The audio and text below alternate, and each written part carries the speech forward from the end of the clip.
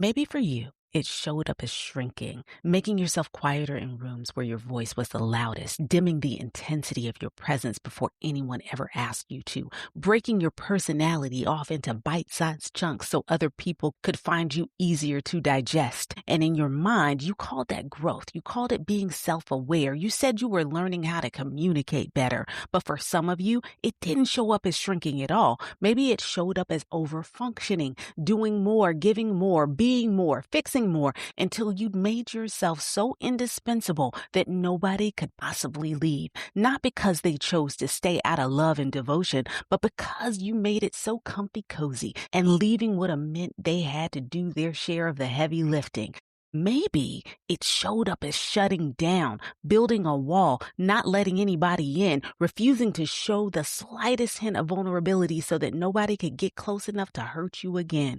And you told yourself that you had learned something, that was wisdom, that was discernment, that was you just protecting your peace. Maybe it's showing up as settling, accepting breadcrumbs of love and attention and care, because at least that's something. Because for you, that little bit of bare minimum feels safer than the wide open uncertainty of asking for everything you actually want and somebody not following through again, dropping the ball on you like they always do.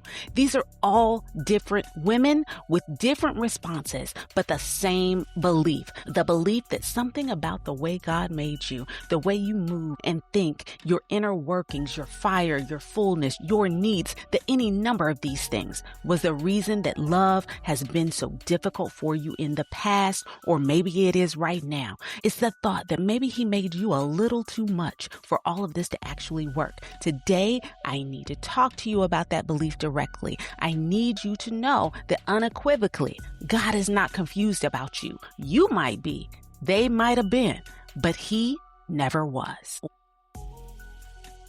Hi, I'm Dr. Tiff, your relationship transformation coach. I've spent the past 20 years working with high-achieving women just like you who are crushing it in every area of their lives, everywhere except their relationships. And look, I get it.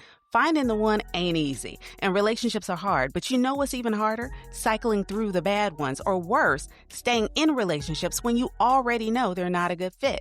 You want a relationship of ease, uncomplicated, someone to love you down, but instead you've been suffering through bad dates, sexual incompatibility, and someone who might be good for somebody, but not for you. And if we're really being honest, you know that deep down, the work that really needs to be done starts and ends with you. If you're done wasting time in dead-end relationships and sick of looking for, chasing after, or trying to convince somebody to be the one, and you're ready to become the one, then baby, you're in the right place. So prop your feet and let's clink glasses, because I'm giving you the tea and the tips to fix your relationships. Let's go.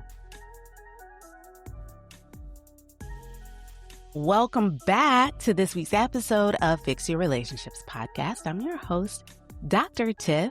I'm so excited for you to be here with me today. Sis, listen, if you've been here with us for these past few weeks, we have been going through it. We have been doing some work, honey. We talked about getting out of your own way in episode 94. In episode 95, we talked about letting people love you, even when you're not used to receiving love and it feels awkward to let somebody in and do things for you. We talked about who you're really doing this work for in episode 96. And last week in 97, we talked about what the woman on the other side of this work actually looks like. A peacock with a crown in her dainty era, walking in like she owns the joint. Okay. If you missed any of these episodes, I'm going to encourage you to go back and listen, because this is a full series that we are in the midst of right now. And every single episode, honestly, since episode 92, if I'm being real with y'all, every single episode forward is building on the last. Now, today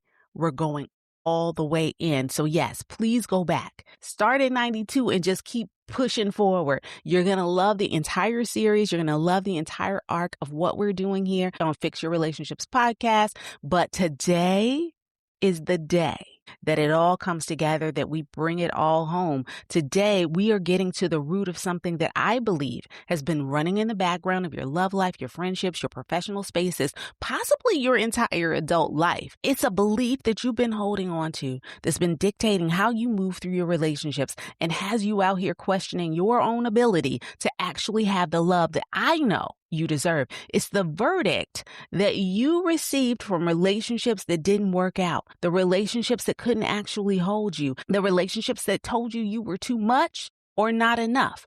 A lot of us are walking around with a ruling that was handed down by people who didn't have the capacity to judge us fairly. And because it kept happening in relationship after relationship, we just accepted it as fact. We let it take root. We let it become the thing we carry into every new room, every new relationship, every new iteration of ourselves. The verdict sounds something like this. And I want you to notice that it shows up differently for each one of us. For the woman who overgives and underreceives, it might sound like this. I love really hard, but people feel like I require too much from them. They seem to love me as long as I'm giving. So rather than expecting the same in return, I'll just make myself useful by giving and giving and giving and requiring much less than I actually need. Okay? For the woman who keeps attracting the same type of partner, who cheats, who lies, who's emotionally unavailable, she might be thinking something in me keeps calling in the wrong person. I am the common denominator. I am the cycle repeater. I must be the problem. For the woman who is married but lonely, that verdict is the acknowledgement that, you know what, I prayed for this. I should be grateful for what I have, even though what I have doesn't feel like it's really enough. For the woman who has sworn off love entirely, whose heart's been broken too many times, the one who feels like God just overlooked her needs and decided that love wasn't in the cards for her. She's telling herself that I have too much to lose to try again. That last one hurt too deep. It cut me to my core. I don't feel like going through all of that again, to be let down again. It's safer for me to need nothing, to not love again, to not put myself through that again. These are all different verdicts by different women, but underneath all of them, the same belief took root. And it's this type of thinking.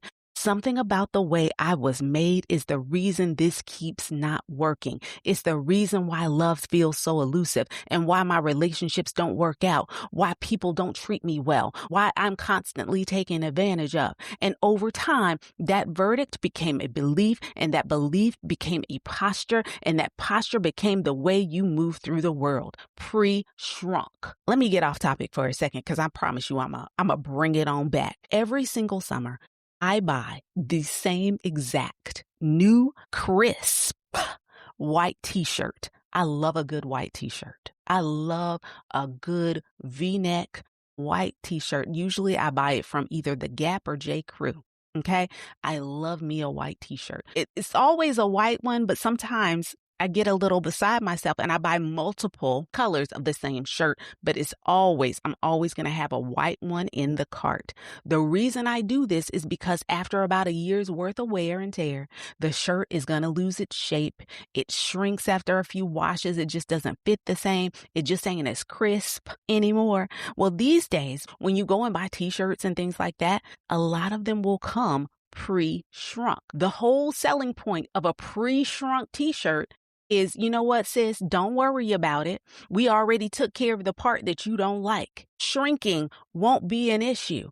The fact that it shrinks or loses its shape or whatever, it's already been managed. We've thought of that before we even sent it to you. We're going to send it to you pre-shrunk. So that's not an issue for you anymore. So before that shirt ever arrives in my shopping cart, it's pre-shrunk, pre-edited, pre-apologized. They already told me, girl, we know how these things turn out. So we sorry in advance and we going to fix it for you before you ever have to see it. And that's what a lot of us have been doing with ourselves in our relationships, walking into relationships already pre-shrunk, already minimized and managed down, already pre-advertising. Look, don't worry. I already took care of the parts of me that might be difficult. I won't take up too much space. I won't need too much. I won't be an issue. But sis, you were never supposed to come pre-shrunk. You were supposed to come whole. Today, we are addressing that verdict directly because the people who handed it down somehow never had the authority to make it, which means you should have never assumed it was fact. Now, I want to introduce you to a concept that I've been working on that's really changed the way I think about all of this. And this is one of the things that I want to share with you.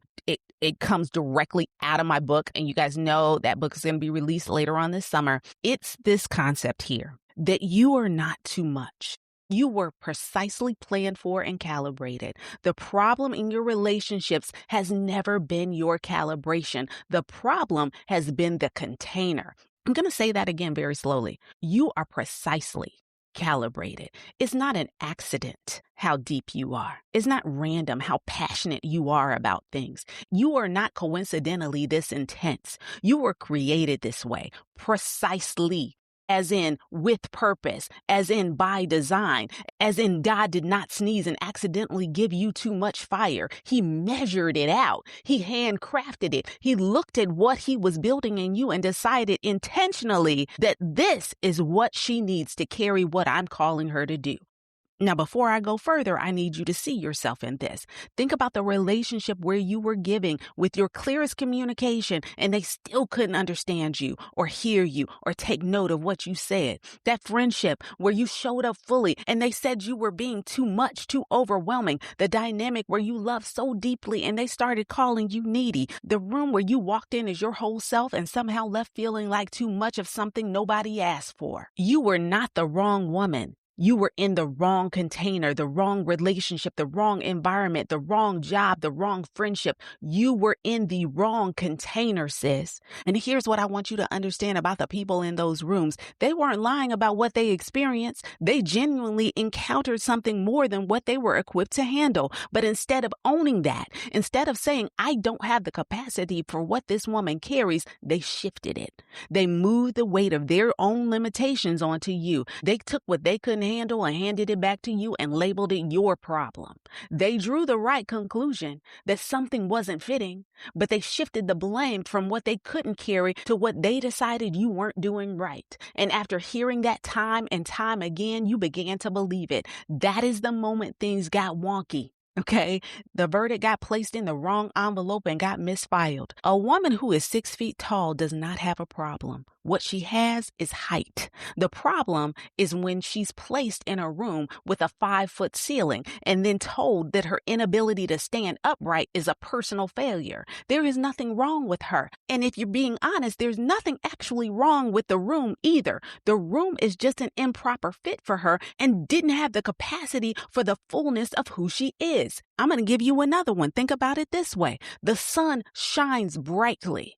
Regardless, it does not ask permission. It does not check first whether everyone in the room can handle it. If anybody has a migraine today or is sensitive to sunlight, for the people who can't handle the light, you might want to close the blinds. You might want to put on some shades or slather on some sunscreen. The sun's brightness is their burden to manage, not the sun's. The sun never stops being the sun. And sis, you were never supposed to stop being you either. You were not supposed to fit in those rooms. You were not supposed to shrink yourself down to a manageable size so that people with limited capacity could feel comfortable around you. You were supposed to find somewhere bigger, someone bigger, a room, a relationship, a community that was actually built for what you carry. That's not arrogance. That is accuracy. That is the accuracy of what's needed to support you and to love you and to be there for you and to give you everything that God has created for you.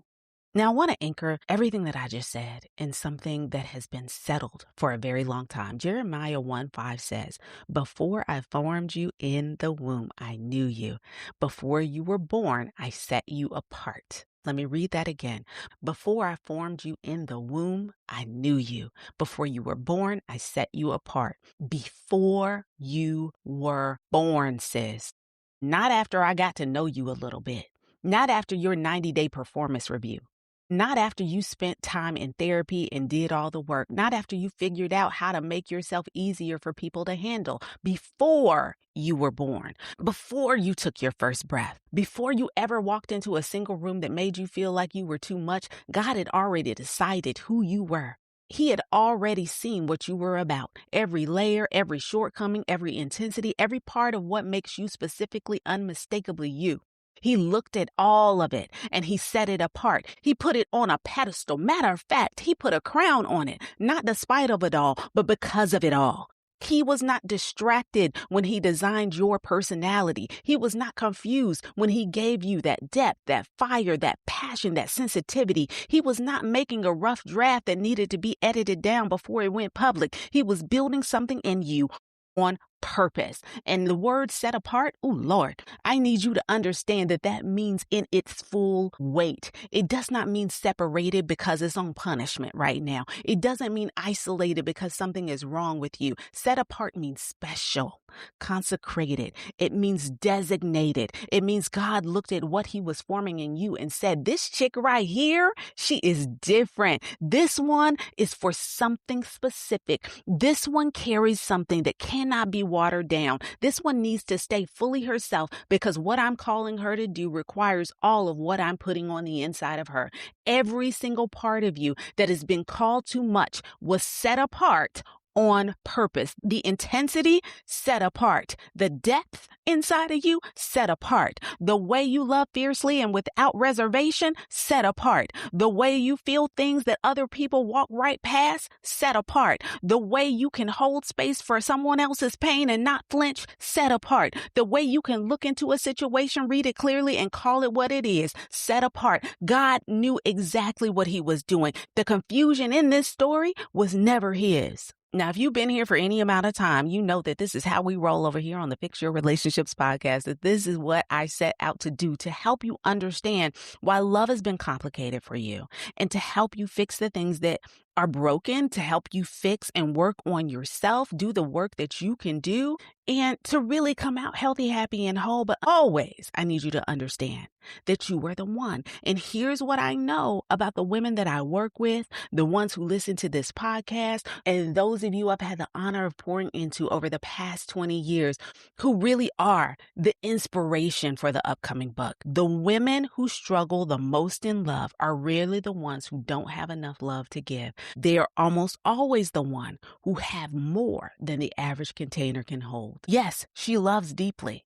And she scares people who have never been loved that way before. She's a master communicator, and she overwhelms people who have been living in ambiguity their whole lives. She knows what she wants, and she intimidates people who've never been clear about anything. She has standards, and she exposes people who've never had to meet any. And each and every time that happens, every time someone's walked away, shut down, checked out, or told her she was too much, she added it to the file she kept in the back of her head, the file that whispers, see, something is wrong with you, sis. But no, sis, no. That little piece of information was placed in the wrong manila envelope. And today I need you to hear me say something that I don't think anybody has ever said to you very clearly. Okay, listen up. You are not the problem. You are not too broken. You are not too needy. You are not too emotional, too direct, too deep, too much of anything that needed to be fixed before you could finally be loved right. You were right, sis. Right about wanting real love. You were right about needing depth in your relationships. Right about someone who could hold all of you without asking you to make yourself smaller. Right about knowing somewhere deep in your spirit that what you were being offered was not what you were built for. You were right.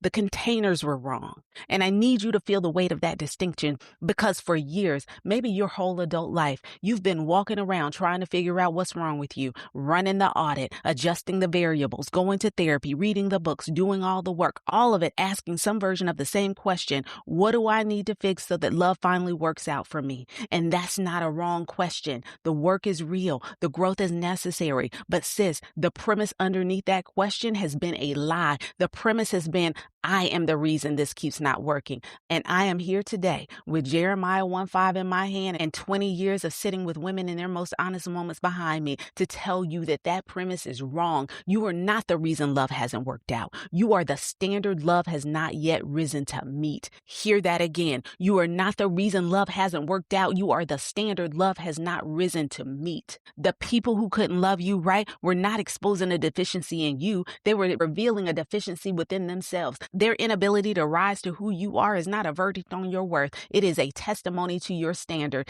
It is evidence that God has placed something in you that requires a specific kind of love. He has not yet sent that room, that person, that relationship that is actually built for. And that is not God letting you down easy. That is a promise, because a God who knew you before you were formed, a God who set you apart before you were even born, that God does not make elaborate investments in women like you and then forget to send what she needs to flourish. He's not forgotten about you. He has not confused you with someone easier. He has not decided that the standard he built in you is too high for him to honor. He's building the container. And while he's building it, he needs you to stop shrinking. He needs you to stop pre-apologizing for your depth. He needs you to stop walking into rooms already dimmed, already edited, already trying to fit under a ceiling that's gonna have you hunched over. Because the moment you stop making yourself small enough for the wrong rooms, you become fully visible in the right one. Stand up in who God made you to be. Not the version that learned to be quiet, not the version that learned to be less, not the version that learned to call mediocre love the real thing, the OG, the original, one of one, the full version,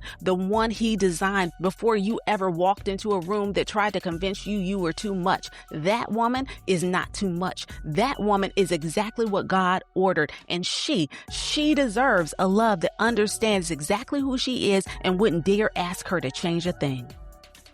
Hey babes, taking a quick break to talk to you about the One Within 30-Day Reset, my one-of-a-kind guided journaling experience. If you are someone who is determined to improve your relationships in 2026, but also want to make sure that you don't neglect yourself in the process, I'd love to see you inside this program. I designed the One Within 30-Day Reset for women just like you, strong, hyper-independent, crushing it at work, living your dreams. But if we're really being honest, things are a little lacking in the love department. You know that there's probably some self-work that you need to do. Maybe you've been putting it off because you're not quite sure where to start. Well, that's where the One Within steps in. If you can spare just 5 to 10 minutes a day, I'll help you identify the patterns and triggers holding you back in your relationships, help you to set better boundaries and end the cycles of self-sabotage and missed red flags. I'll help you embrace the personal growth strategies necessary to stop making the same mistakes over and over again and to start calling in that love we both know you deserve. And remember, this is a guided experience. I'm not just handing out blank sheets of paper and telling you to scribble your hopes and dreams. Each day, I'm providing you with thought-provoking prompts designed to really tap into what's kept you feeling stuck in your relationships.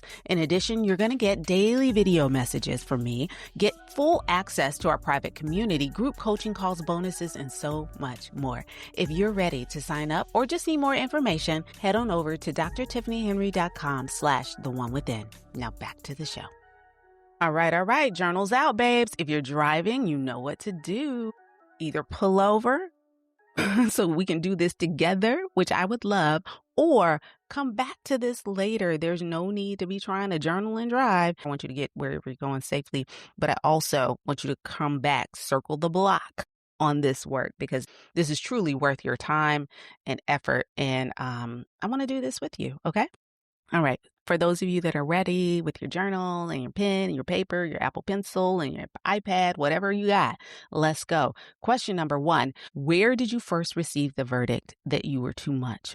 Too much or not enough? Was it a specific relationship, a family dynamic, a moment you still feel in your body that lives with you to this day? Write about it. Where did you first feel like you were, like this is the verdict, that you were too much or not enough? Not to revisit the wound. I'm not trying to take you back to a painful place, but I need you to name who handed down that ruling, whether it was you, whether it was an old lover, whether it was a parent, whether it was a friendship. I need you to name who handed down that ruling and examine whether they actually had the authority to tell you that, to make that a verdict that sticks. Okay, write that down.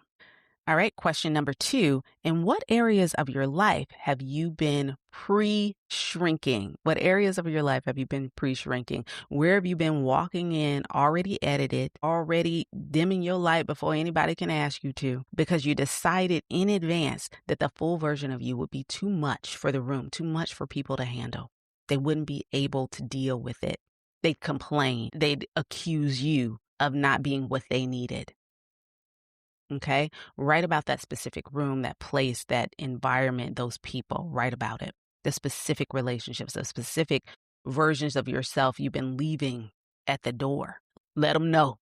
As T.I. would say, let them know. Okay? Question number 3.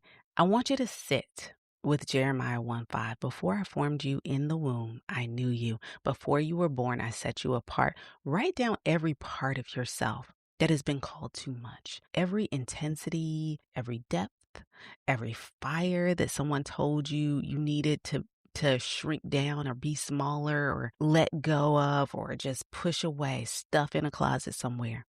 Then I want you to write down next to each one of those characteristics. I want you to write these 2 words down, okay? Set apart. Set apart. Because it was. Each of those characteristics set apart, every single one. Those are 3 questions I know you're going to be able to get through, but I really want you to think through them. And again, if you were driving while we were doing these questions, or if you need more time, pause in between questions. I want you to finish them all. And I want you to get to number 3 because I need you to know how and in what way you were set apart, because you were. Now, your small shift for the week. We do this every week where I give you one other task other than those 3 questions, something physical, something tactile that you can do within the next 7 days to bring this all home. This is what I want you to do. I want you to stop watering it down. Stop watering it down. Just one thing. I want you to stop watering one thing down. Pick the thing you pick, pick the thing you most habitually minimize, the thing you overqualify or apologize for about yourself. Perhaps it's your depth, it's your emotion, your directness, the need for real connection and love and security. And this week, I want you to be unapologetic for it. Do not say sorry for it. You don't have to explain it away. You do not preemptively shrink it so someone else is more comfortable. You just let it be what it is this week. Okay? One thing over the next 7 days. No apologies, no watering it down. And if this work lands for you today, if what we did, if the words that I spoke, if the things that you heard today, if it landed for you right now, if something that I said to you today helps you to recognize that you've been running from the full version of yourself this entire time, I want to invite you to the One Within 30-Day Reset. I designed the One Within 30-Day Reset for women just like you, who are strong, who are highly driven, who are crushing it in every area of their life, living their dreams. But if we're really being honest, things are a little lacking in the love department, and now you're starting to understand why. The One Within 30-Day Reset is 30 days of getting honest on paper about what you believed about yourself, where it came from, and what you're ready to change.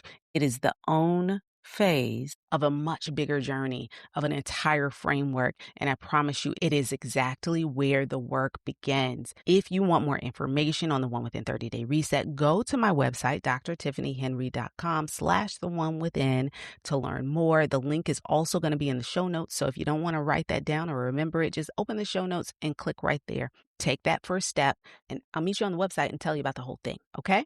Now, let me leave you with this today before we go. For those of you who have been here for a while, you've been listening, you've been journaling every week, you've been making the small shifts, you've been coming back even on the weeks when nobody was clapping for you, but you just kept doing the work. I need you to know that I see you, sis. I see you. And if you didn't hear a single thing that I said here today, please hear me when I say this. You are not too much. You have never been too much. What you are, what you've always been, is a woman carrying more than the average container can hold. And that is not a problem to be solved. That is a calling to be stepped into. Every relationship that couldn't hold you was not evidence that you were broken. It was data.